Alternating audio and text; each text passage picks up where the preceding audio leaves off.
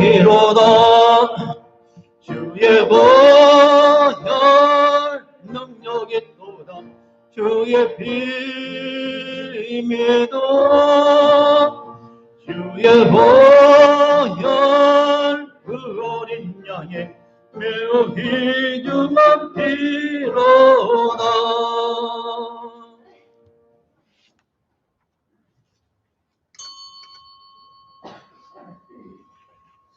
예배한 자는 영과 진리로 예배할지니라. 하나님께서 우리를 영광스러운 예배로 불러주셨습니다. 다 같이 기도하심으로 하나님 앞에 예배하시겠습니다.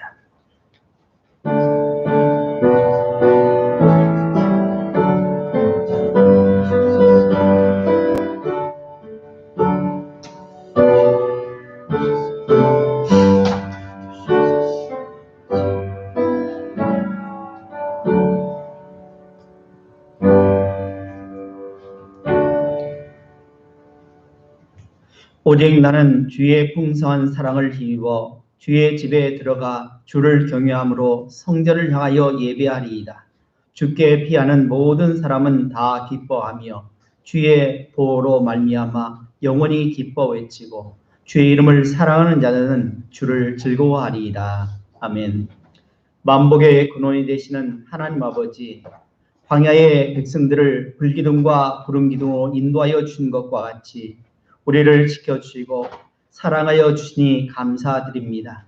광야를 지날 때에 엘림을 허락하셨듯이 험한 세월을 살아가는 저희들에게 주의를 주셔서 평안과 기쁨과 안식을 누리게 하시니 감사드립니다. 주님께서 부르셨기에 이곳에 올 수 있었으며 주님께서 허락하셨기에 이 거룩한 예배의 자리에 설 수 있게 하시니 감사합니다. 지금까지 우리를 인도하여 주신 주님께서 오늘 또 예배하는 자녀들을 다시 한번 성령의 능력으로 이끌어 주시옵소서. 하나님이 기뻐하시는 신령한 예배를 드리게 하여 주시옵소서. 예수님의 이름으로 기원하옵나이다. 아멘. 우리 다 같이 일어나셔서 찬송가 23장 찬양하시겠습니다.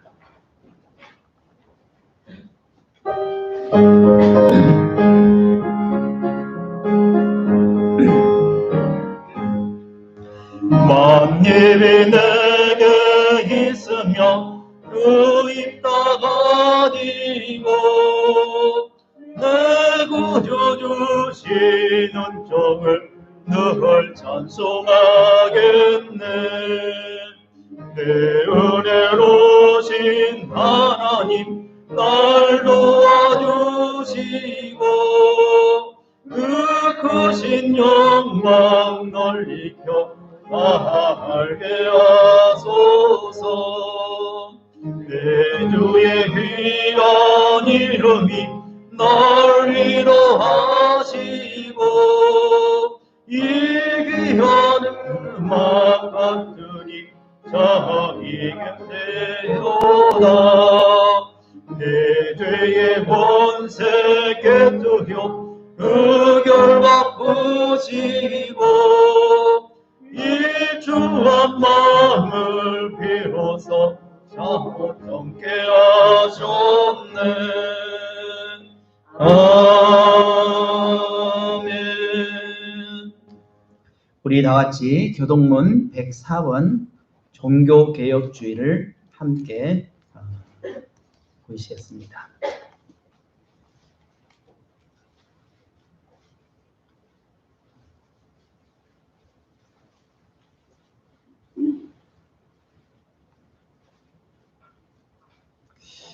나의 힘이신 여호와여, 내가 주를 사랑하나이다. 여호와는 나의 반석이시요 나의 요새시요 나를 주님이시요 나의 하나님이시여, 내가 그 안에 피할 나의 바위시요 나의 방패시요 나의 구원의 뿌리시요 나의 산성이시다. 예수께서 이르시되 오히려 하나님의 말씀을 듣고 지키는 자가 복이 있느니라 하시니라. 내가 복음을 듣고 아니하나니 이 복음은 모든 믿는 자에게 구원을 주시는 하나님의 능력이 됩니다. 먼저는 유대인에게요 그리고 헬라인에게로다. 복음에는 하나님의 의가 나타나서 믿음으로 믿음에 이르게 하나니 기록된바 오직 의인은 믿음으로 말미암아 자기가 한바 너희가 내 말에 거하면 참으로 내 제자가 되고 진리를 알지니 진리가 너희를 자유롭게 하리라. 우리 주 예수 그리스도로 말미암아 우리에게 승리를 주시는 하나님께 감사하노니 그러므로 내 사랑하는 형제들아 헌신하며 흔들리지 말고 항상 주의 일에 더욱 힘쓰는 자들이 되라. 아멘. 우리 다 같이 죄 고백할 텐데요. 여러분이 가지고 계신 주보 3면 하단 부분이 있습니다.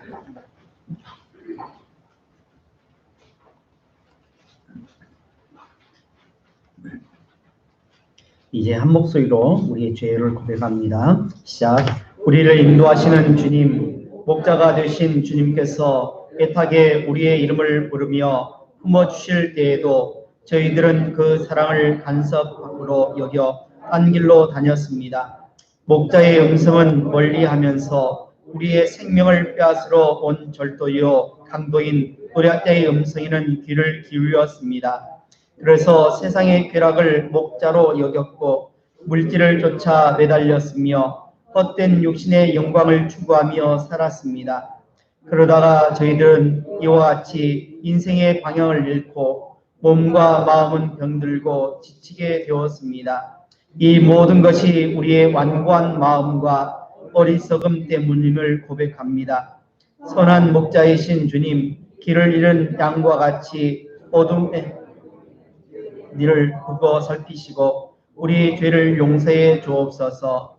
예수님의 이름으로 기도합니다. 아멘. 여호와께서 그의 앞으로 지나시며 선포하시되 여호와라 여호와라 자비롭고 은혜롭고 노하기를 더디하시고 인자와 진실이 많은 하나님이라. 인자를 천대까지 베풀며 악과 과실과 죄를 용서하리로다. 아멘. 우리 다 같이 사도신경 하심으로 우리 신앙을 고백할 텐데요. 앞에 있는 화면을 보고 함께 읽도록 하겠습니다. 시작. 나는 전능하신 아버지 하나님 천지의 창조주를 믿습니다. 나는 그의 유일하신 아들 우리 주 예수 그리스도를 믿습니다.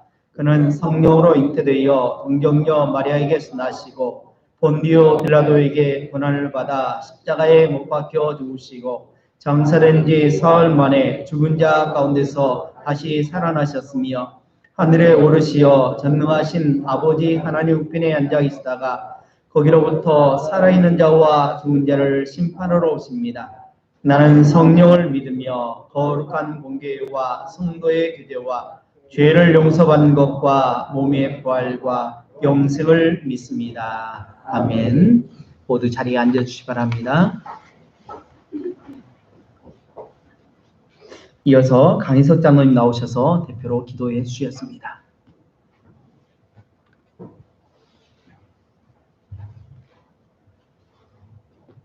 고맙고 감사하신 살아계신 아버지 하나님, 저희들을 한 주간도 건강으로 지켜주시고 오늘은 복되고 거룩한 날을 맞이하여 저희들을 주님 전으로 인도하여 주신 아버지 하나님께 고맙고 감사를 드립니다. 아멘. 하나님 아버지, 한 주간 살면서도 저희들이 주님 앞에 몸과 마음을 바쳐 또한 영광을 드렸는가 심히 두렵사오니 하나님 모든 죄악을 다 용서하여 주시고 아멘. 새롭고 변화받는 믿음으로 더욱더 성장하는 우리 믿음의 동탄교회 성도들로 인도하여 주시고 축복하여 주옵소서. 아멘. 이렇게 10월달까지 인도하여 주시고 무사히 이렇게 타작도 거우 마무리할 수 있도록 주님께서 좋은 일을 주신 아버지 하나님께 고맙고 감사를 드립니다. 아멘. 아버지 하나님, 이제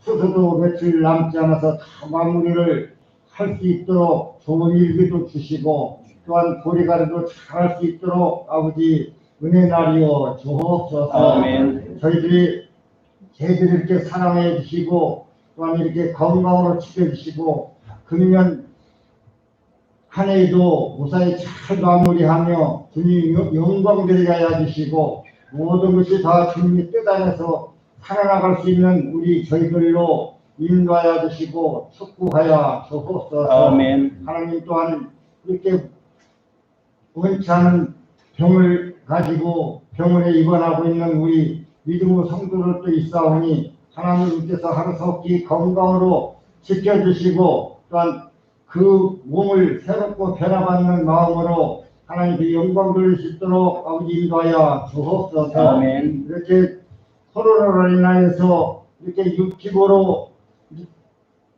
예배를 드린다 하지만 아버지 하나님 그 믿음들이 떨어질까 심히 두렵사오니 하나님 그 마음들을 위로하여 주시고 붙들어 주시고 주님 전에서 나와 같이 대면 예배를 드릴 수 있도록 아버지 은혜 나리여 주옵소서. 아멘. 마음의 시험이 받지 않도록 아버지 붙들어 주시고 주님 전에서 나와서 같이 예배 드리며 하나님 찬양 들을 수 있는 우리 믿음의 식구들로 인도하여 주시고 축복하여 주옵소서. 아멘. 흔들리지 않는 믿음을 갖고 살아나게 하여 주옵소서. 아멘. 지금까지 이렇게 우리 동상교회를 사랑하여 주시고 축복하여 주신 아버지 하나님, 더욱더 우리 동상교회를 섬기며 영광 드리는 우리 믿음의 성도들 우리 하나님께서 일일이 기억하여 주시고 축복하여 주셔서 더욱더 동산교회를 위하여 열심으로 봉사하고 헌신할 수 있는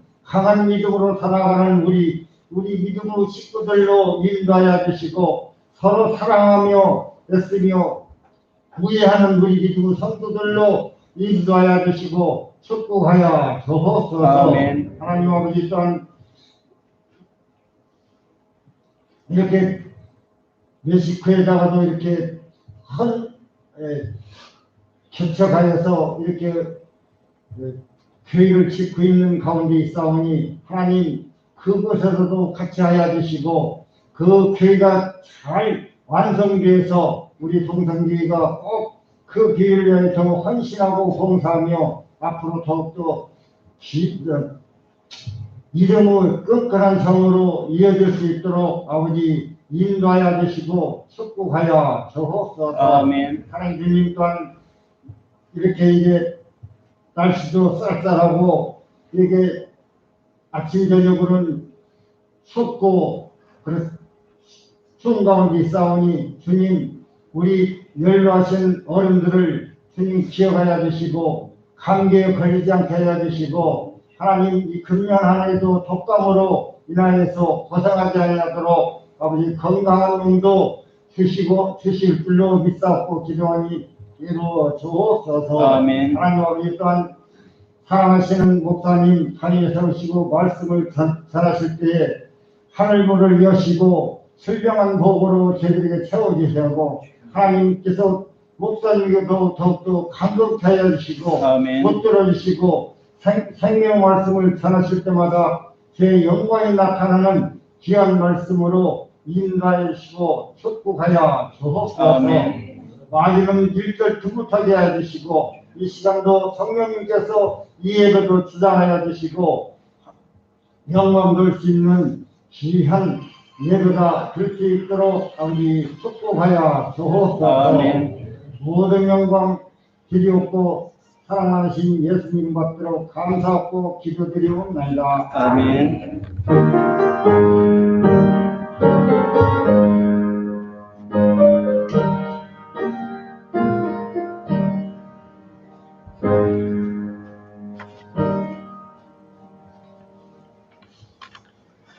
오늘 저와 여러분에게 주시는 하나님의 말씀을 봉독하도록 하겠습니다.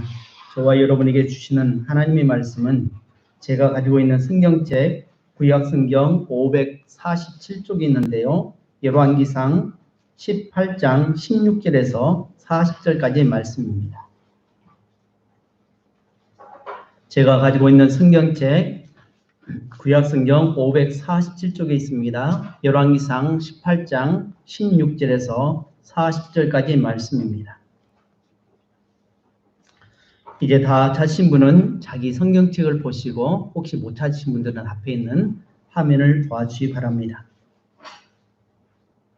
오바댜가 가서 아합을 만나 그에게 말하매 아합이 엘리야를 만나러 가다가 엘리야를 볼 아합이 그에게 이르되 이스라엘을 그렇게 하였느냐. 그가 대답하되 내가 이스라엘을 괴롭게 한 것이 아니라 당신과 당신의 아버지의 집이 괴롭게 하였으니 이는 여호와의 명령을 버렸고 당신의 바알들을 따랐습니다. 그런즉 사람을 보내고 이스라엘과 이스라엘 산에서 머무는 바알의 선지자 450명과 아사의 선지자 400명을 갈멜산으로와 내게로 따라오게 하소서. 아합이 이에 이스라엘의 모든 자손에게 사람을 보내 선지자들을 갈멜산으로 모으니라. 엘리야가 모든 백성에게 말하여 이르되 너희가 어느 때까지 그 사이에서 머무르리까? 여호와가 만일 하나님이면 그를 따르고 만일 하나님이면 그를 따르리라 하니 백성이 말 한마디도 대답하지 아니하니라. 엘리야가 백성에게 이르되 여호와의 선지자는 나만 홀로 남았으나 바알의 선지자는 450명이로다. 그런즉 송아지를 우리에게 가져오게 하고 그들의 송아지 한 마리를 택하여 바다에서 나무 위에 두고 불을 붙이지 않으며 나도 송아지 한 마리를 잡아 나무 위에 두고 불을 붙이지 않으려고. 너희는 너희 신의 이름을 부르라. 나는 여호와 이름을 부르리니 이에 불로 응답하시는 신 그가 하나님이니라. 백성이 다 대답하되 그 말이 옳다 하니라.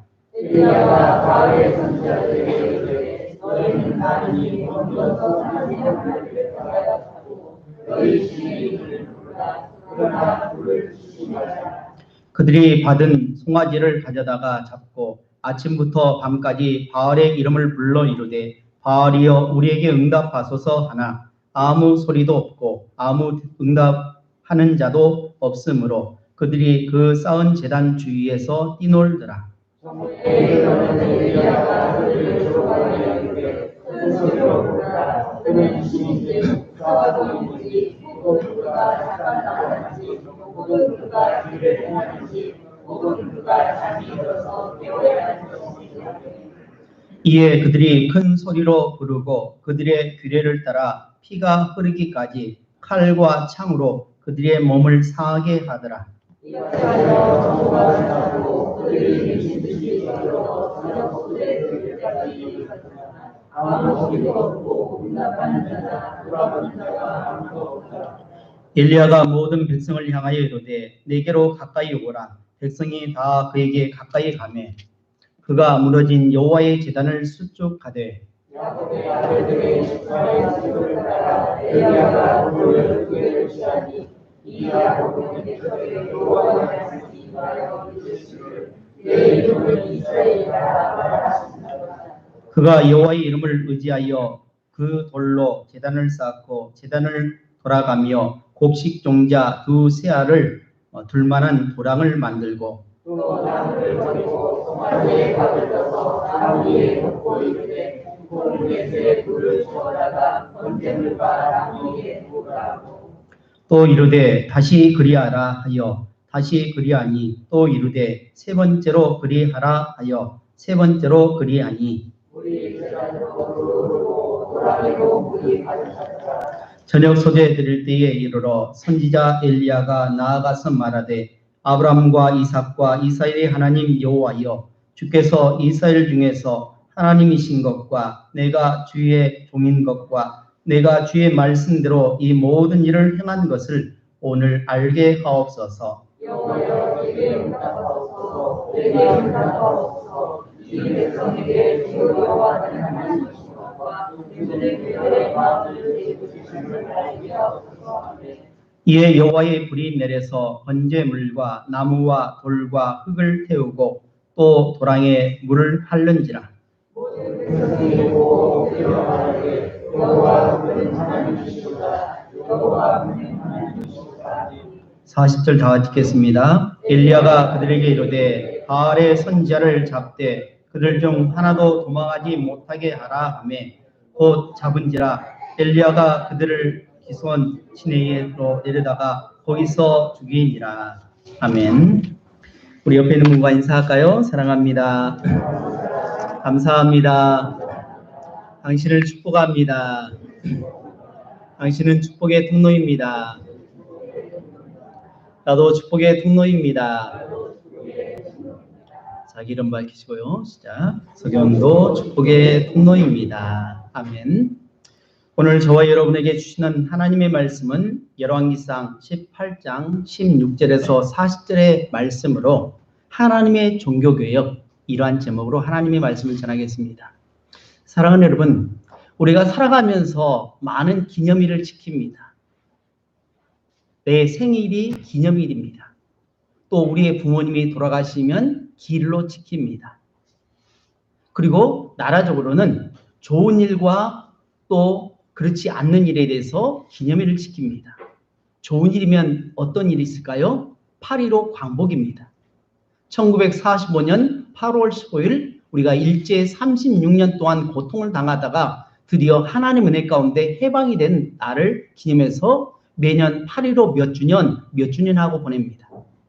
또 슬픈 일은 무엇이 있을까요? 바로 6.25 전쟁이죠. 1950년 6월 25일. 물론 저는 그때에 태어나지 않았기 때문에 그날의 참상을 제대로 알 수는 없지만 TV라든지 또 뉴스라든지 부모님을 통해서 혹은 할머니, 할아버지를 통해서 이야기를 들어왔기 때문에 그것에 대해서 알고 있죠. 그래서 6.25 몇 주년 하고 기념일을 지킵니다. 마찬가지로 우리 신앙인들도 기념일을 지키는데 맥주 감사주일도 있고 또 추수감사주일도 있고 성탄절도 있지만 특별히 교회에서는 이 종교개혁주의를 귀한 날로 여기며 살아갑니다. 보통 성도님들은 이 종교개혁에 대해서 별로 관심 없이 넘어갈 수 있습니다. 그렇지만 교회 안에서 종교개혁은 매우 중요합니다. 올해로 종교개혁을 일으킨 마틴 루터가 종교개혁을 일으켰는데 그 종교개혁이 1517년 10월 30일에 있었습니다. 그래서 오늘로서 세보니까 503주년이 됩니다. 그래서 우리나라에서 몇 년 전에 종교개혁 500주년 기념일로 해서 그 마틴 루터가 종교개혁을 일으킨 데에서 많은 연구가 있었고 발표가 있었습니다. 이 종교개혁이란 1517년 10월 30일 마르틴 루터가 로마 카톨릭 교회의 부패와 타락을 비판하며 95개에 달하는 그러한 반반문을 발표함에 대해서 시작되었던 것입니다. 그래서 신교라고 하는 개신교, 프로테스탄트는 1527년 열린 독일 스파이어 호의 판결에 의해서 로마 카톨릭 세력에 저항한 데서 유래되었습니다. 주요 교파는 바로 장로교가 있고 침례교가 있습니다. 그리고 감리교가 있고 성결교단이 있습니다. 순복음교단이 여기에 속합니다. 1517년 10월 30일 독일의 비텐베르크 대학 정문에는 95개의 반박문이 붙었습니다. 요즘도 대학에 대자보가 붙잖아요. 그런 것처럼 대자보가 붙었다는 겁니다. 그 중에 여러 가지가 있겠지만 두 가지만 대표적으로 말씀드리면 36조입니다. 제36조 참된 회개를 하면 기독교인은 누구든지 속죄권이 없어도 죄에서 해방되는 것이다. 그리고 제86조 가장 부자인 자보다 더 부유한 교황은 왜 자신의 돈으로 성 베드로 성당을 짓지 않고 가난한 신도들의 헌금을 걷는가 하는 겁니다. 왜 이 두 가지를 말하냐? 당시에 성 베드로 성당 지금도 유명하잖아요. 그때 성 베드로 성당을 짓는데 많은 돈이 필요했습니다. 그러다 보니까 이것을 짓기 위해서 방법을 썼는데 이것은 바로 속죄권, 면죄권을 판 것입니다. 그러니까 죄를 지면 예수 그리스도를 통해서 우리가 고백하면 예수 그리스도의 이름으로 우리는 회개함을 받고 우리는 면제를 받게 된 거죠. 만일 너희가 그 은혜를 인하여 믿음을 말미암아 구원을 얻었으니 이것이 행위에서 난 것이 아니라 하나님의 선물이라고 했습니다. 만일 우리가 자기 죄를 자백하면 저는 미쁘시고 우로사 모든 죄에서 우리를 깨끗게 하실 것이요 우리를 깨끗게 하실 것을 말씀하셨습니다. 모든 불의에서 우리 깨끗게 하시려고 말씀하셨습니다. 반드시 우리 죄를 우리 입술을 통해서 고백해야 되는데 당시에 로마 카톨릭은 어떻게 했느냐? 성전을 짓기 위해서 백성들의 고의를 뽑아내기 위해서 어떻게 하냐? 면제권을 허락했다는 겁니다. 그래서 죄를 짓고 죽었더라도 만약 그 후손들이 교회에다 헌금을 하게 되면 그 죄가 면제를 받는다는 겁니다.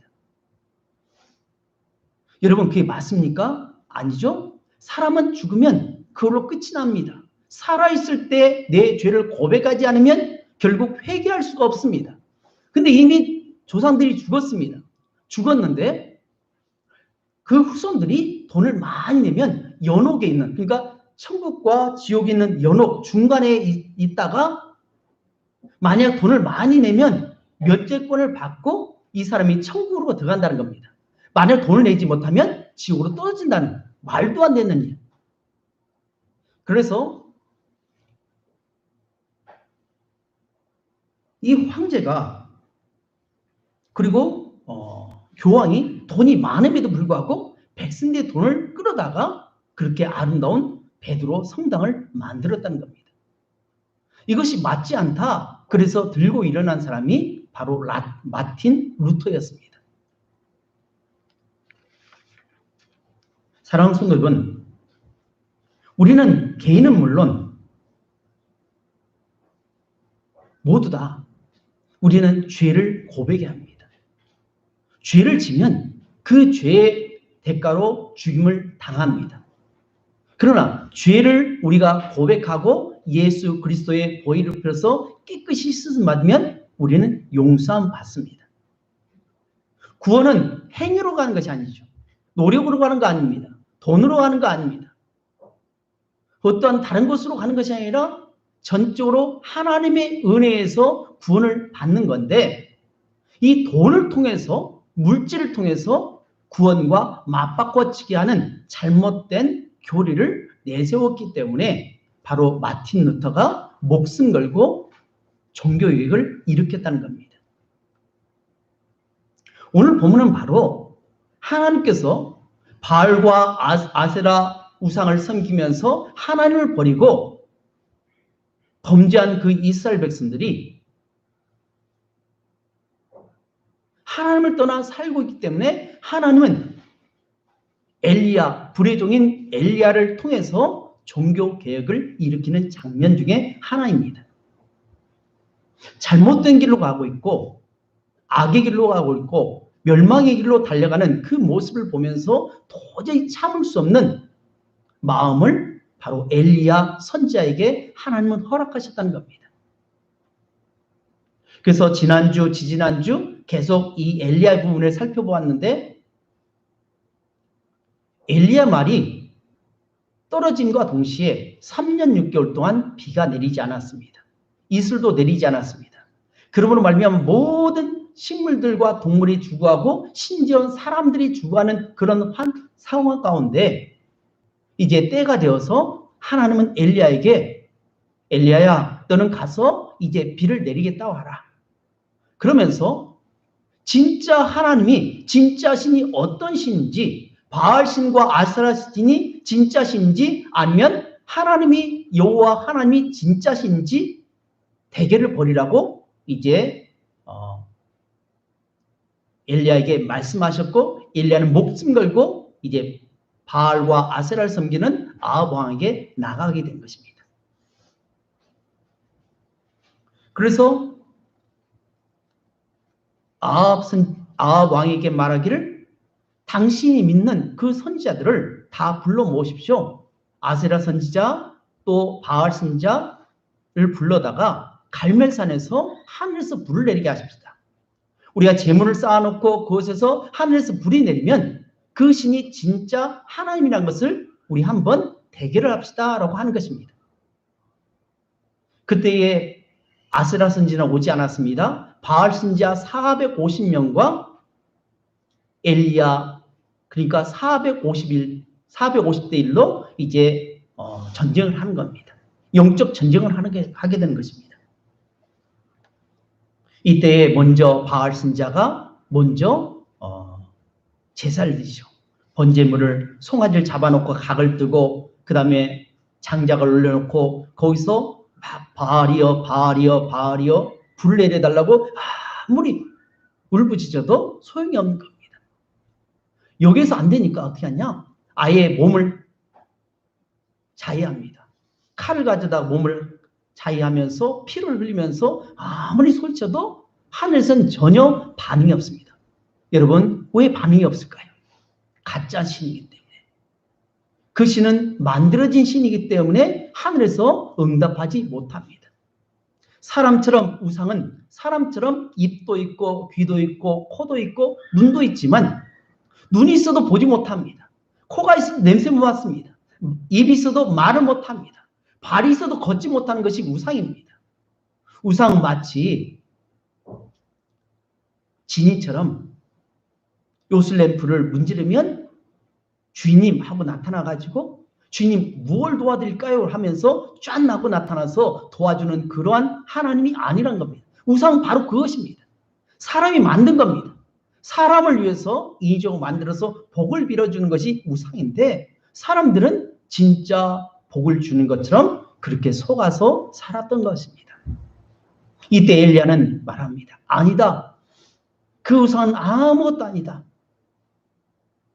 우상은 가짜다. 하나님이 아니다. 진짜 하나님은 여호와 하나님이다 라고 하면서 이제 무릎을 꿇고 기도하는데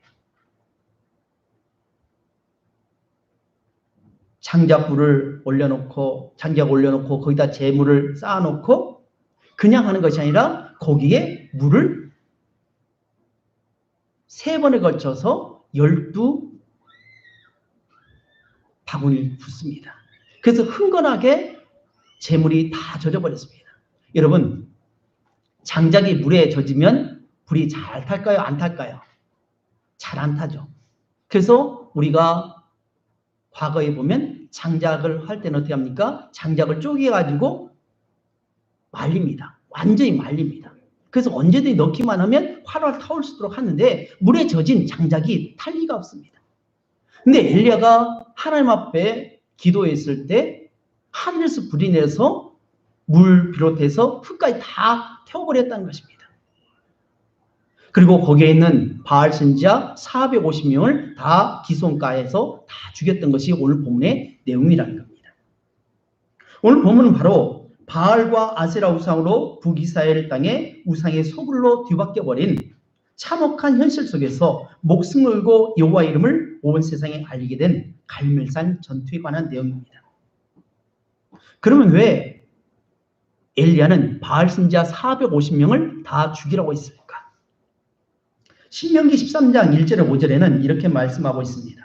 너희 중에 선지자나 꿈꾸는 자가 일어나서 이적과 기사를 내게 보이고 그가 내게 말한 그 이적과 기사가 이루어지고 너희가 알지 못하던 다른 신들 우리가 따라 섬기고자 말할지라도 너는 그 선지자나 꿈꾸는 자의 말을 청종하지 말라. 이는 너희 하나님 여호와께서 너희가 마음을 다하고 뜻을 다하여 너희 하나님 여호와를 사랑하는 여부를 알려 하사 너희를 시험하십니다. 너희는 너희 하나님 여호와를 따르며 그를 경외하며 그의 명령을 지키며 그의 목소리를 청종하며 그를 섬기며 그를 의지하여 그런 선지자나 꿈꾸는 자는 죽이라. 이는 그가 너희를 애굽 땅에서 인도하여 내시며 종되었던 집에서 속량하신 너희 하나님 여호와를 배반하게 하려 하며 너희 하나님 여호와께서 내게 행하라 명령하신 도에서 너를 떼어내려고 말하였습니다. 너는 이같이 하여 너희 중에서 악을 제하라. 바로 신접한 자나 꿈꾸는 자나 이런 예언하는 자는 다 죽이라고 했습니다. 그것은 하나님의 법에서 떠나게 만듭니다. 하나님을 섬기게 할 하나님의 백성들로 하여금 유혹해서 그들로 하여금 범죄하게 만들기 때문에 반드시 죽이라고 했기 때문에 엘리야는 다 처단을 하게 된 것입니다. 사랑하는 여러분, 저는 오늘 본문 말씀을 통해서 이 종교개혁, 마틴 루터가 일으켰던 종교개혁 503주년을 맞이해서 이 종교개혁의 의미를 살펴보면서 오늘 우리는 하나님께서 종교개혁을 일으키신 그 본뜻에 대해서 오늘 말씀을 통해서 살펴보기 원합니다.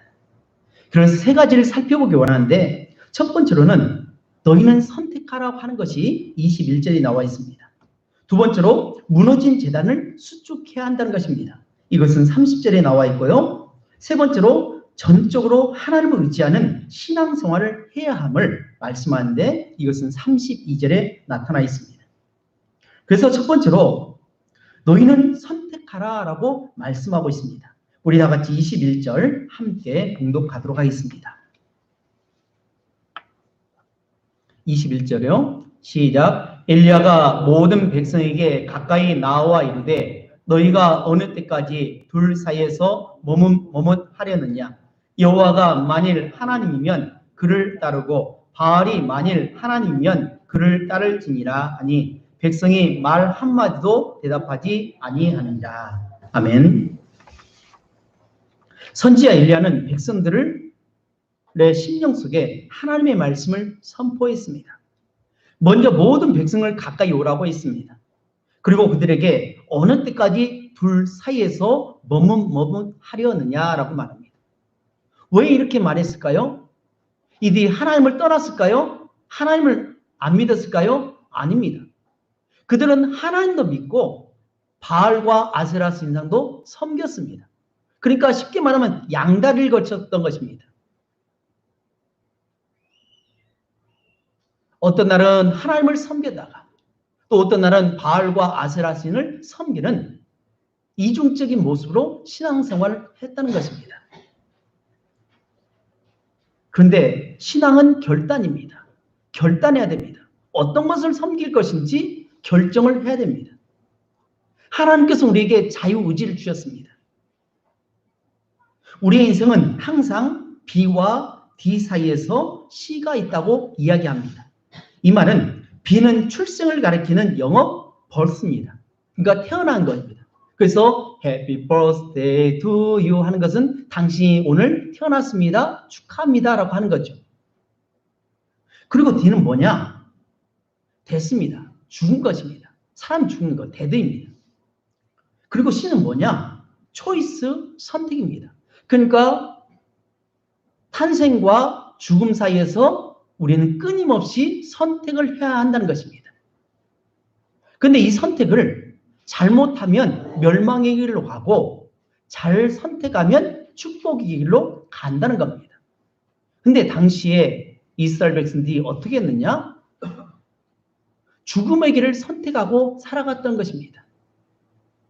하나님이 아닌 우상도 섬기고 하나님도 섬기는 양다리를 거쳐서 살아갔습니다.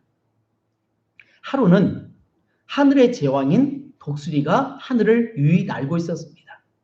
배에서 꼬르륵 소리가 났습니다. 꼬르륵 소리가 났다는 건 뭘 말합니까? 배가 고프다는 겁니다. 한참 배가 고픈 상태로 하늘을 날아가고 있는데 저만치에 양이 어린 양 2마리가 풀을 뜯고 있습니다. 옳거니 잘됐다. 그래서 쏜살같이 날아서 양을 움켜쥐는데 여러분 같으면 1마리 잡겠습니까? 2마리 잡겠습니까? 1마리 잡을까요? 2마리 잡을까요? 예? 1마리만 잡아도 충분히 먹을 수 있는데 2마리가 딱 붙어 있습니다. 그러면 어떻게 할까요? 2마리 잡을까요? 1마리 잡을까요? 독수리는 2마리를 잡았습니다. 그래서 날카로운 발톱으로 움켜쥐었습니다. 그리고 이제 날갯짓 하면서 하늘로 높이 올라가려고 하는데 양이 가만히 있을까요? 도망가려고 할까요? 도망가려고 하겠죠. 나설려라고 막 도망가는데 발버둥 치다가 양쪽으로 다 도망가는 겁니다. 한 마리는 이쪽이고 한 마리는 이쪽으로 갑니다. 욕심을 부린 겁니다. 그래서 이제 늦었다 싶어가지고 발톱을 빼려오는데 발톱이 빠질까요? 안 빠질까요? 안 빠집니다. 왜요? 양이잖아요. 털이 많잖아요. 움켜져가지고 도저히 빠져나올 수 없었습니다. 결국 어떻게 됐을까요? 가지가 찢어졌습니다. 죽고 말았습니다. 이것은 하나의 이야기로 끝날 수 있지만 사실은 우리의 모습이라는 겁니다. 이스라엘 백성들의 모습이고 어쩔 때는 우리가 하나님을 찾습니다. 하나님밖에 없습니다. 여호와는 나의 목자신 내게 부족함이 없습니다라고 그렇게 고백하면서도 우리는 때로는 돈을 쫓아가기도 하고 명예를 쫓아가기도 하고 또 하나님이 아닌 제3의 것을 가지고 우리는 끊임없이 추구하며 양다리를 거치고 있다는 겁니다. 하나님이 이걸 기뻐하실까요? 만약 어떤 남자가 두 여인을 거느리고 데이트를 한다면 그리고 가정에 있는 남편이 부인이 아닌 단 여자를 만나면서 양다리를 거치고 있다면 그건 옳을 걸까요? 아닙니다. 결코 옳지 않습니다. 그래서 하나님께서는 오늘 엘리야를 통해서 선택하라. 너희가 바알을 섬길 것인지 아니면 하나님을 섬길 것인지 선택하라고 말씀합니다. 왜 성경에는 하나님과 우리 사이를 부부 사이로 이야기할까요? 그리고 우리를 신부라고 얘기할까요? 세상에는 신부를 가리켜서 여성들을 신부라고 말하고 남자들을 신랑이라고 말합니다. 근데 하나님 입장에서 보면 어떻게 하냐? 우리 모두는 다 신부입니다. 거룩한 신부입니다. 거룩한 신부는 어떻게 할까요? 몸을 단장을 잘 해야 됩니다. 신랑 앞에서 가장 아름다운 모습으로 가장 깨끗한 모습으로 정결한 모습으로 그렇게 나가야 하는데 만약 그 신부가 이 남자 저 남자 만나고 다니면 어떻게 될까요? 그 신부는 옳지 않은 거죠. 마찬가지로 우리가 비록 육신을 입고 있을 때는 남성, 여성을 나눌 수 있지만 사실 우리의 영혼은 남성, 여성이 없이 영혼 자체입니다. 그래서 결국 우리는 하나님 앞에 나아갈 때는 남성이든 여성이든 거룩한 신부로 하나님 앞에 나아가게 됩니다. 하나님은 오직 신랑 되신 예수 그리스도와 혼인하기 위해서 우리로 하여금 오직 하나님만 섬기도록 그렇게 원하고 오시는데 지금 이스라엘 백성들이 그렇게 살지를 않았다는 겁니다. 그래서 백성들을 모아놓고 너희는 지금 바알 선지자를 따를 것인지 아니면은 하나님을 섬길 것인지 지금 선택하라라고 말씀합니다. 사랑하는 여러분, 혹시 여러분 가운데 혹시 양다리를 걸치고 있는 분 혹시 있지 않습니까? 내가 신앙인이면서도 기독교인이면서도 믿음의 자녀이면서도 직분자이면서도 어떤 때는 하나님을 섬기다가 예배될 때는 하나님을 섬기다가 예배당을 떠나는 순간 하나님은 뒷전으로 물러나고 세상 것, 세상 모든 것을 섬기며 살아가는 분이 있습니까? 결정하십시오. 선택하십시오. 바른 선택을 해야 합니다. 두 번째로는 무너진 제단을 수축하라입니다. 우리 다 같이 30절 함께 읽겠습니다.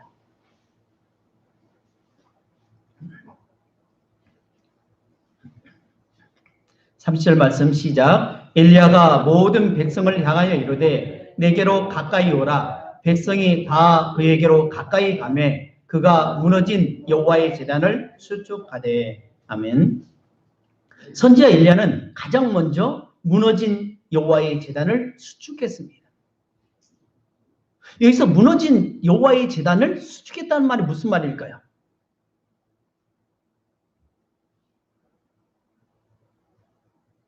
이미 북이스라엘은 여호와의 제단인 하나님을 버렸습니다.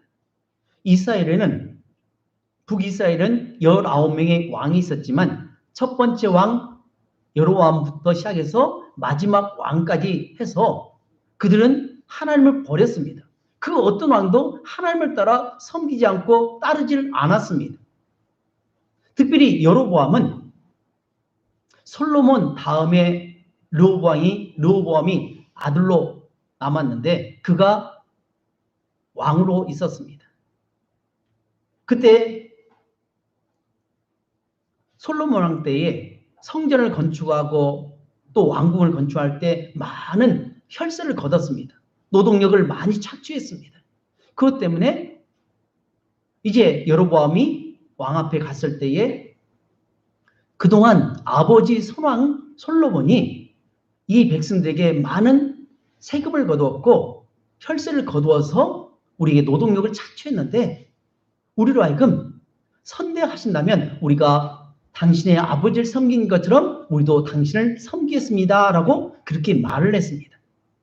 근데 르호보암은 어떻게 했느냐? 그 말을 듣지 않고 오히려 더 악한 것으로, 더 착취하는 그런 모습으로 나갔기 때문에 북이스라엘에는 10개 지파가 떨어져 나가고 베냐민 지파와 유다 지파만이 남유다에 남게 되었습니다. 그런 가운데 이제 북쪽에는 여로보암이 왕이 되었고 남쪽에는 르호보암이 왕으로 지금 다스리고 있는 상태입니다. 문제는 명절이 문제입니다. 우리도 명절이 되면 어떻게 합니까? 서울에만 있는 사람이 서울에만 있습니까? 아니면 고향을 살아서 갑니까? 고향을 찾아 가잖아요.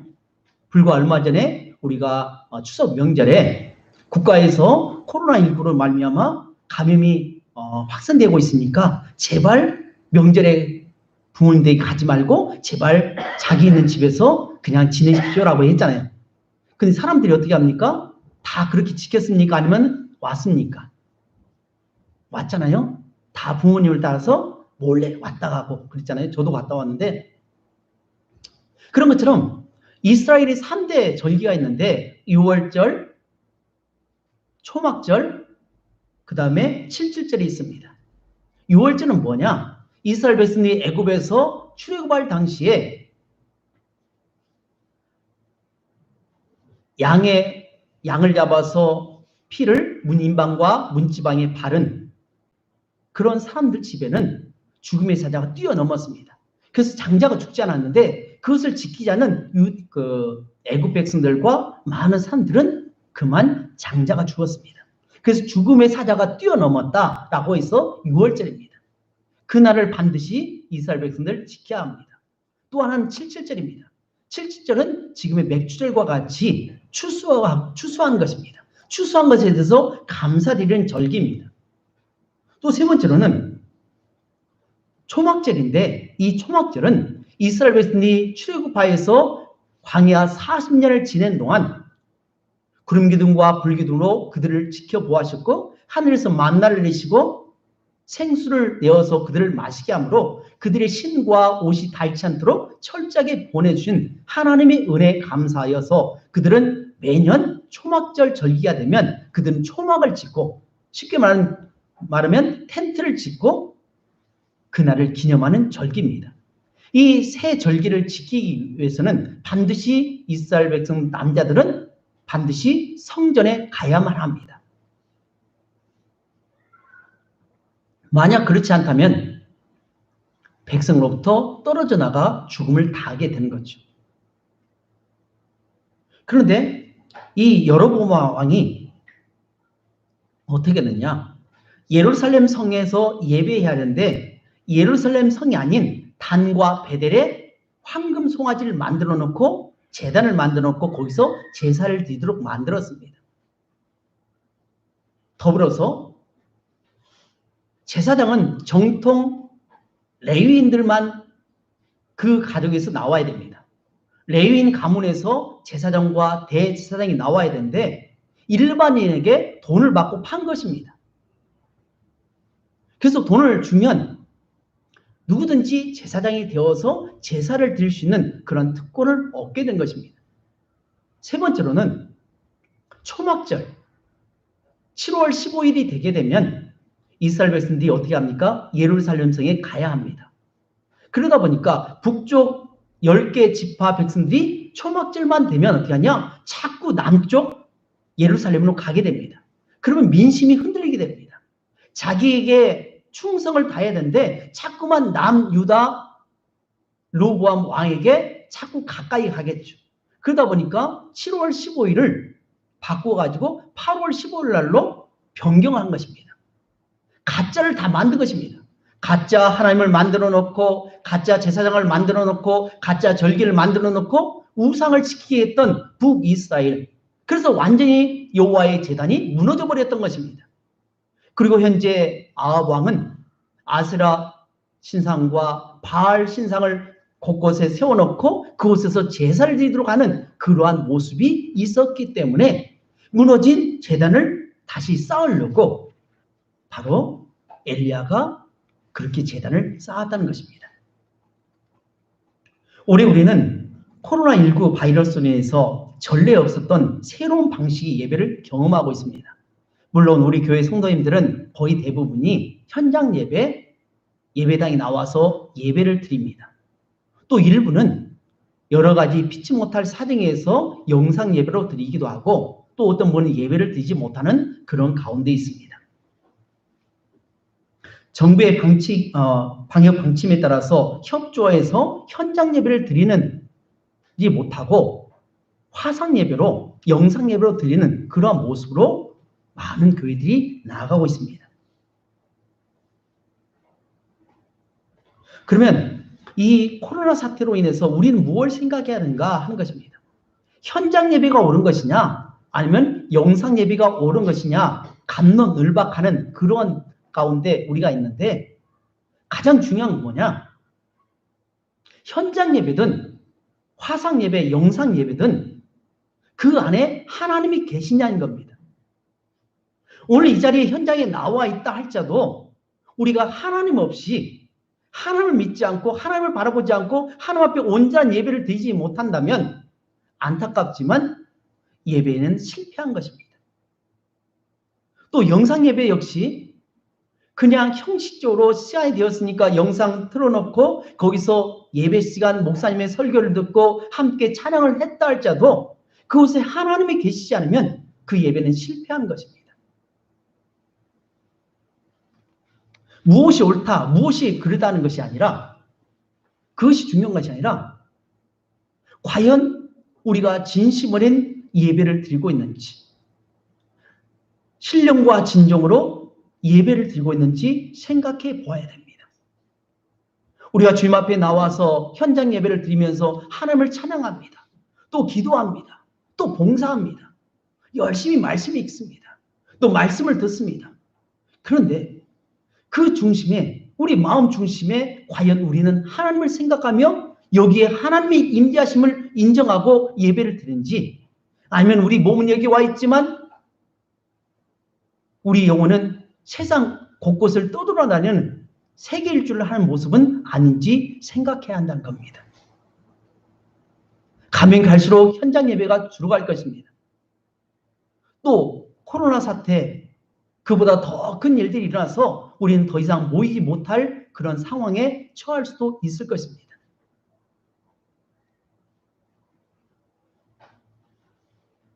지금 엘리야는 홀로 남았다고 생각했습니다. 다른 선지자는 다 죽고 나 혼자만이 남았습니다라고 고백할 정도로 외로이 신앙생활을 해야 할 때가 우리에게 다가온다는 겁니다. 과연 우리는 하나님을 진정으로 모시고 예배하고 있습니까? 아니면 주일날 되니까 당연히 직분자이고 또 성도이기 때문에 목사이기 때문에 당연히 주님 앞에 나와서 예배드리긴 하지만 그럼 우리 마음은 전혀 감동도 없이 하나님을 내 마음에 모시지도 않고 내가 주인이 되어가지고 내 마음대로 그렇게 지내고 있는지 우리는 생각해야 한다는 겁니다. 우리에게 무너진 여호와의 제단을 다시 수축해야 됩니다. 사실 코로나 사태로 인해서 우리의 마음이 많이 헤어졌습니다. 기도가 줄었습니다. 예배가 줄었습니다. 봉사가 줄었습니다. 헌신이 줄었습니다. 편하게 신앙생활을 하려고 할 때가 많습니다. 통계에 의하면 많은 그리스도인들이 코로나 사태가 이제 종식이 되면 교회로 가겠습니까? 라는 그 질문에 대해서 너무나 많은 사람들이 아니요, 나는 영상 예배, 화상 예배로 예배를 드리겠습니다 하는 사람들이 의외로 많이 나왔습니다. 아니 이것은 남의 이야기 아닙니다. 우리의 이야기입니다. 나의 모습이라는 겁니다. 나는 지금 어떤 위치에 있는지 한번 생각해 보았으면 좋겠습니다. 물론 우리 성도님들 그렇지 않으리라 믿긴 하지만 모릅니다. 우리 안에 여호와의 제단이 무너졌는지 우리는 심각하게 생각해야 됩니다. 어느 날 갑자기 불현듯이 마지막 날이 올 수 있습니다. 도둑처럼 임할 수 있습니다. 그것은 내가 목숨이 끊어질 수도 있고 혹은 때가 되어서 하나님께서 이제 재림 예수를 보내줄 때가 온다는 겁니다. 오늘날 갑자기 눈 떠보니까 상황이 완전히 바뀌어버렸습니다. 그럴 때가 온다는 겁니다. 그렇기 때문에 우리는 언제 그날이 올지 모르기 때문에 우리는 깨어 있어야 됩니다. 그래서 말씀을 계속 읽어야 됩니다. 말씀을 들어야 되고 기도해야 되고 찬양해야 되고 봉사하면서 끊임없이 우리를 갈고 닦아야 하는 것입니다.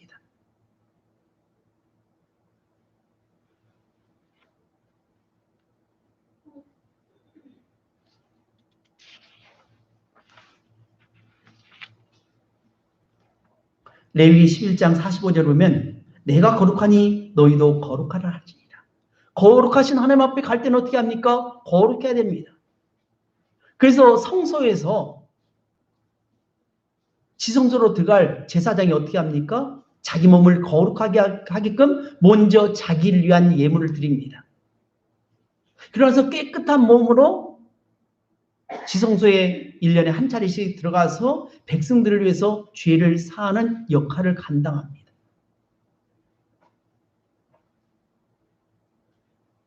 에베소서 5장 18절에는 술 취하지 말라 이는 방탕한 것이니 오직 성령의 충만을 받으라 라고 말씀합니다. 우리는 끊임없이 성령의 충만함을 받아야 됩니다. 우리는 죄성을 가지고 있기 때문에 끝까지 우리 마음속에는 끝까지 계속적으로 우리는 죄를 사모합니다. 죄를 즐겨합니다. 그렇기 때문에 우리는 성령의 은혜를 입어야 합니다. 우리 죄를 고백해야 됩니다. 우리는 영혼의 호흡을 해야 됩니다. 호흡이 뭡니까? 호흡이란 내뱉음이 있고 들이마심이 있습니다. 무엇을 내뱉습니까? 이산화탄소를 내뱉습니다. 만약 내뱉지 못하면 어떻게 합니까? 그 사람은 죽은 사람입니다. 이것은 끝나지 않죠? 산소를 들이마셔야 살아갑니다. 그래서 끊임없이 우리는 호흡합니다. 말을 하면서도 호흡하고 음식을 먹으면서도 호흡하고 걸어가면서 호흡하고 심지어는 자면서까지도 호흡을 하는 겁니다. 만약 이 호흡이 주는 순간 멈추는 순간 우리는 목숨이 끊어졌다라고 말합니다. 마찬가지로 우리는 끊임없이 영혼의 호흡을 해야 됩니다. 주님 앞에 나왔을 때 어떻게 하냐? 그리고 순간순간 우리는 어떻게 하냐? 죄를 고백해야 됩니다. 만약 죄를 고백하지 않으면 그 죄가 그대로 남아 있습니다. 죄가 나중에 우리를 드러내게 됩니다. 청문회라든지 혹은 국정감사 같은 데 보면 어떻습니까? 감추어졌던 것이 하나하나 다 드러나잖아요. 나는 다 감췄다고 나는 다 그것을 무마시켰다고 생각했는데 어느 날 갑자기 어떤 이상한 사람한테를 통해서 어떤 정보를 통해서 그것이 들어오게 됩니다.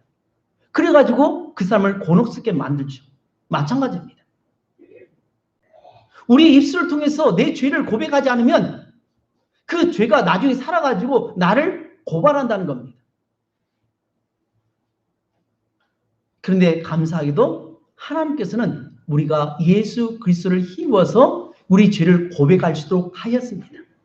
그래서 죄를 고백하는 그 사람 즉시 모든 죄가 사함을 받습니다. 그 은혜가 바로 우리에게 있다는 겁니다. 그래서 끊임없이 우리는 어떻게 하냐? 여호와의 무너진 제단을 다시 회복하기를 주님의 이름으로 축복합니다. 마지막 세 번째로는 전적으로 하나님을 의지하는 신앙생활을 해야 한다는 것입니다. 우리 다 같이 32절 함께 읽도록 하겠습니다. 시작. 그가 여호와의 이름을 의지하여 그 돌로 제단을 쌓고 제단을 돌아가며 곡식 종자 두 세알을 둘 만한 을 만들고. 아멘.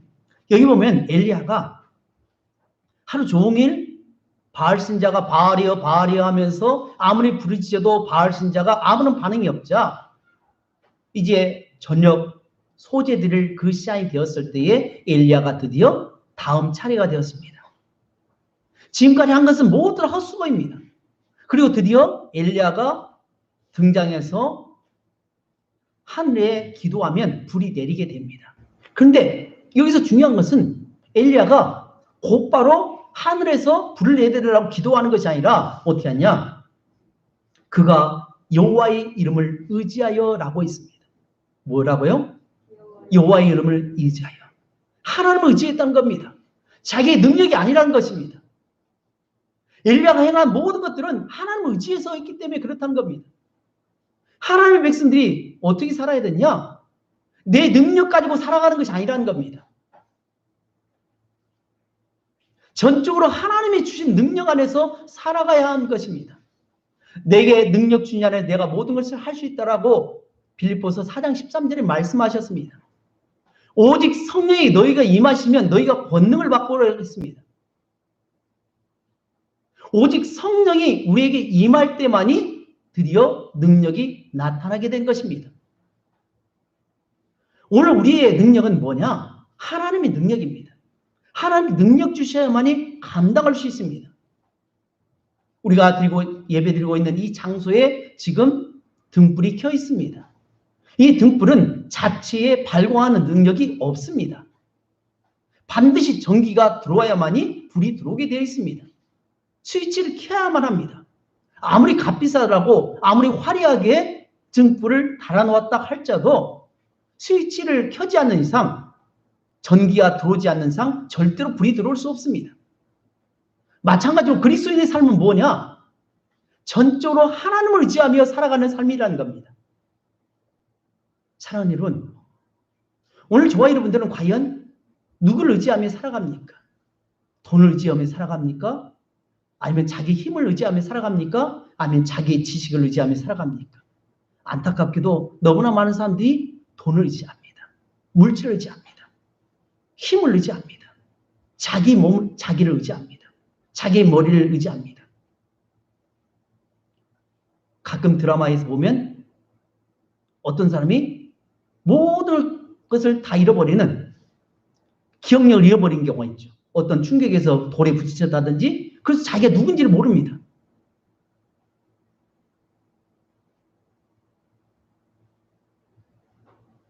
우리가 가지고 있는 것은 어느 순간 한순간에 혼이 떠나게 될 것입니다. 하나님께서 허락하신다. 그래서 우리는 아침에 일어나서 어떤 고백을 해야 되느냐? 하나님께서 허락하신 오늘이라고 하는 이 삶에서 하나님의 영광 위해서 살게 하옵소서. 내 욕심대로 살지 말게 하시고 하나님이 원하시는 그 삶을 실천해 나가는 믿음의 성도가 되도록 인도하옵소서라고 기도하며 아침을 시작할 줄로 믿습니다. 이제 말씀을 맺습니다. 오늘 하나님은 엘리야를 통해서 종교개혁을 일으키십니다. 그러면서 엘리야를 통해서 말씀합니다. 너희는 선택하라. 하나님을 선택할 것인지 아니면 우상을 선택할 것인지 너희 방법대로 살 것인지 선택하라고 말합니다. 사랑하는 여러분, 여러분도 선택하시길 주님의 이름으로 축복합니다. 두 번째로는 무너진 제단을 수축해야 됩니다. 오늘 우리에게 무너진 것이 무엇이 있습니까? 하나님을 대한 예배에 무너진 것은 없습니까? 그것을 다시금 수축해서 하나님과 관계를 올바로 해야 합니다. 마지막 세 번째로는 전적으로 하나님을 의지하라고 말씀합니다.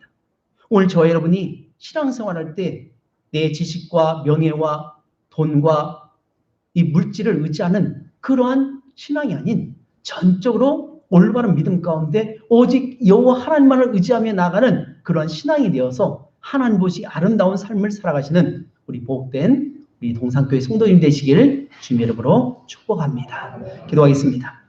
사랑의 하나님, 참으로 고맙고 감사합니다. 오늘 또 하나님 앞에 나와 예배할 수 있도록 은혜 베푸심을 감사합니다. 하나님 아버지, 혹시나 우리가 주님 앞에 나와 예배하지만 몸만 와 있고 마음은 딴 데 있는 그런 모습은 아닌지요. 양다리를 거치면서 하나님도 섬기며 세상 것도 섬기는 그러한 신앙인은 아닌지 이 시간 돌이켜보길 원합니다. 만약 잘못된 신앙생활을 했다면 다시금 여호와의 제단을 수축하며 하나님과 관계를 바로 하시는 우리 모든 성도님이 되어지도록 은혜의 은혜를 베풀어 주시옵소서. 감사하고 예수님의 이름으로 기도합니다. 아멘. 우리 다 같이 찬양하겠습니다. 찬송가 325장 부르시면서 준비하신 예물, 죄송합니다. 94장입니다. 찬송가 94장 부르시며 준비하신 예물 하나님 앞에 올려드리겠습니다.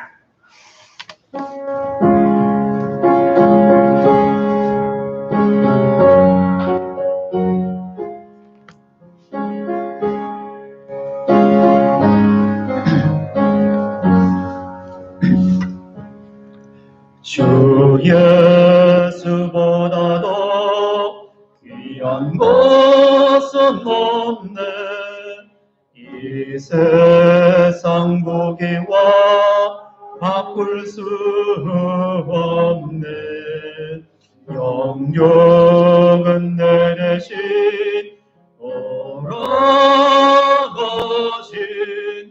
그 놀라운 사랑 잊지 못해.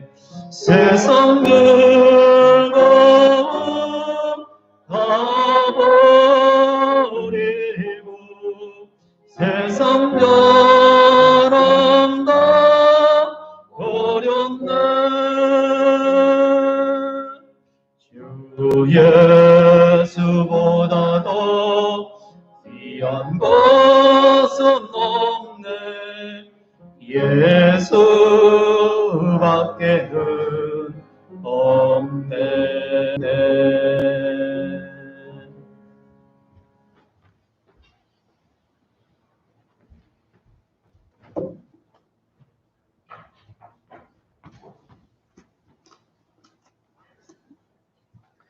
다 같이 드리는 이름으로 기도하겠습니다.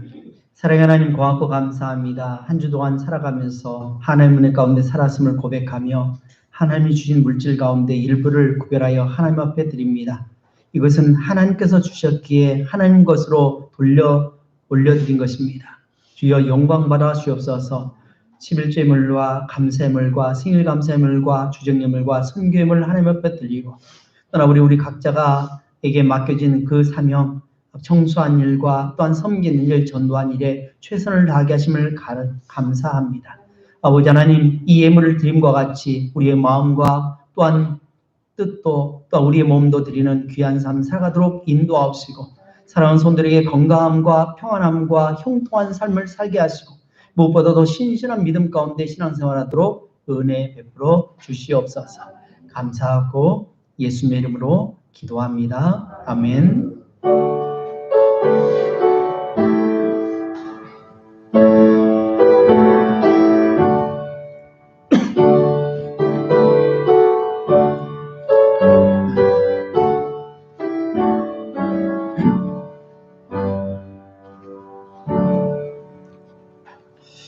교회 소식을 전하도록 하겠습니다. 여러분이 가지고 계신 주보 사면 상단 부분에 있습니다. 오늘 주일 예배 오신 성도님들 사랑하고 축복하고 환영합니다. 오늘은 종교개혁 503주년 기념주일입니다. 세례교육 중에 있습니다. 오늘 마지막 세례교육이 있는데요. 오늘 오후 3시 20분에 있습니다. 그리고 다음 주에 11월 1일 오전 10시에 유아실에서 세례문답이 있습니다. 있겠습니다. 그리고 세례식은 11월 8일 두 번째 주일에 있겠습니다. 그리고 박재원 집사님, 박서영 집사님 자녀 박재희 양이 이제 돌을 맞이해서 돌잔치를 한다고 합니다. 31일 토요일 오후 5시 30분 익산 궁웨딩 컨벤션 4층 메인홀에서 있습니다. 몇 시에 간다고 이야기하지 않은 것은 인원이 제한되어 있기 때문에 이렇게 몇 시에 가지 않고 개개인적으로 이렇게 가주십사 하고 말씀을 드립니다. 그리고 다음 주에는 정기 당회가 있습니다. 여러분 건강 조심하시고 또 다음 주에 뵙기 바랍니다. 그리고 오후 찬양 예배도 있습니다. 우리 다 같이 일어나셔서 찬송가 325장 찬양하시겠습니다.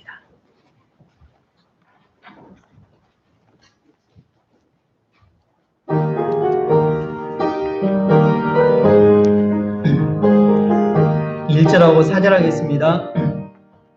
예수와 함께 계시니 시험이 오나 없네. 기쁨의 근원 되시는 예수를 위해 삽시다. 날마다 주를 섬기며 언제나 주를 기리고 그 사랑 안에 살면서 딴 일로 가지 맙시다. 주께서 심판하실 때 잘했다 칭찬하리니 이러한 상 그 받도록 예수를 위해 삽시다. 날마다 주를 섬기며 언제나 주를 기리고 그 사랑 안에 살면서 딴 길로 가지 맙시다. 그러므로 형제들아, 내가 하나님의 모든 자비하심으로 너희를 권하노니 너희 몸을 하나님이 기뻐하시는 거룩한 산 제물로 드리라. 이는 너희가 드릴 영적 예배니라. 지금은 우리를 권하신 거룩하신 예수 그리스도의 이름과 거룩하신 하나님과 우리를 사랑하시고 또한 우리를 축복하신 하나님과 날마다 교통계신 성령의 역사가 오늘 또 오직 하나님만 의지하며 무너진 재단을 다시 수축하고 바른 선택을 통해서 여호와만을 섬기기로 작정하고 나가는 우리 동산교회 성도들과 그의 가족들과 친척들의 이웃들이 직장과 사업장과 생업의 일터에 공부하는 학생들과 자라가는 아이들과 군에 있는 형제들과 결혼에 정령에 있는 청년들과 결혼하여 아이를 양육하는 가정 위에 또한 질병의 고통 가운데 신음하며 어수낫기를 바라는 모든 환우들과 이 나라 민족 위에 이제부터 영원까지 함께 하옵시기를 축원하옵나이다. 아멘.